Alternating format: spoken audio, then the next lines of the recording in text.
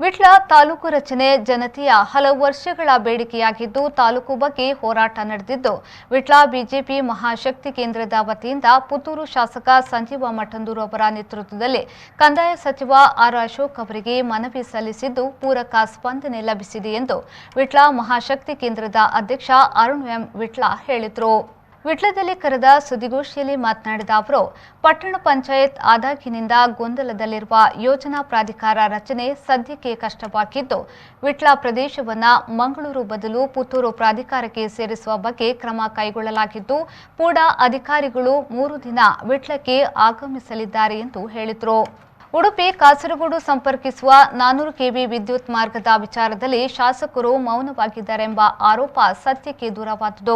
ಶಾಸಕರು ಈಗಾಗಲೇ ಇಂಧನ ಸಚಿವ ಸುನಿಲ್ ಕುಮಾರ್ ಅವರಿಗೆ ರೈತರಿಗೆ ಸಮಸ್ಯೆಯಾಗದ ರೀತಿಯಲ್ಲಿ ಮಾರ್ಗ ಬದಲಾವಣೆ ಮಾಡಬೇಕೆಂದು ಮನವಿಯನ್ನ ಸಲ್ಲಿಸಿದ್ದು ಜಿಲ್ಲಾಧಿಕಾರಿಗಳ ಸಹಿತ ಅಧಿಕಾರಿಗಳು ಮತ್ತು ರೈತರ ಸಭೆ ನಡೆಸುವ ಭರವಸೆಯನ್ನ ನೀಡಿದ್ದಾರೆ ಎಂದು ಹೇಳಿದರು। ಒಂದಷ್ಟು ಅಪಪ್ರಚಾರಗಳು ಈ ಭಾಗದಲ್ಲಿ ಆಗ್ತಾ ಇದೆ। ಉಡುಪಿ ಕೇರಳ ಭಾಗಕ್ಕೆ 400 ಕೆವಿಯ ವಿದ್ಯುತ್ ಏನು ಸರಬರಾಜಿದೆ ಅದರ ಬಗ್ಗೆ ಶಾಸಕರು ಯಾವುದೇ ಚಕರ ಹೊತ್ತಿಲ್ಲ, ಯಾವುದೇ ಮಾತಾಡ್ತಿಲ್ಲ ಅಂದ್ರೆ 100ಕ್ಕೆ 100 ಇದು ಸುಳ್ಳು। ಯಾಕಂತ ಹೇಳಿದ್ರೆ ಮಾನ್ಯ ಶಾಸಕರು ಇಂಧನ ಸಚಿವರಾದ ಶ್ರೀಯುತ ಸುನಿಲ್ ಕುಮಾರ್ ಅವರಿಗೆ ಈಗಾಗಲೇ ಮಾನ್ಯ ನಮ್ಮ ಶಾಸಕರು ಮನವಿಯನ್ನು ಸಲ್ಲಿಸಿದ್ದಾರೆ।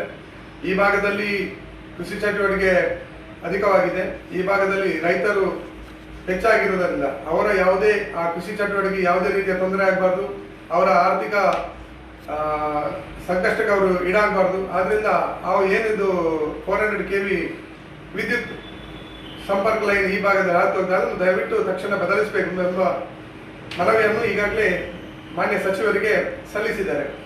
ಈಗಾಗಲೇ ಮಾನ್ಯ ಸಚಿವರು ಇದರ ಬಗ್ಗೆ ಆದಷ್ಟು ಬೇಗ ಜಿಲ್ಲಾಧಿಕಾರಿಗಳ ಮತ್ತು ತಹಸೀಲ್ದಾರ್ ಮತ್ತು ಎಲ್ಲ ಈ ಭಾಗದ ರೈತರು ಯಾರಿದ್ದಾರೆ ಅವರೆಲ್ಲರ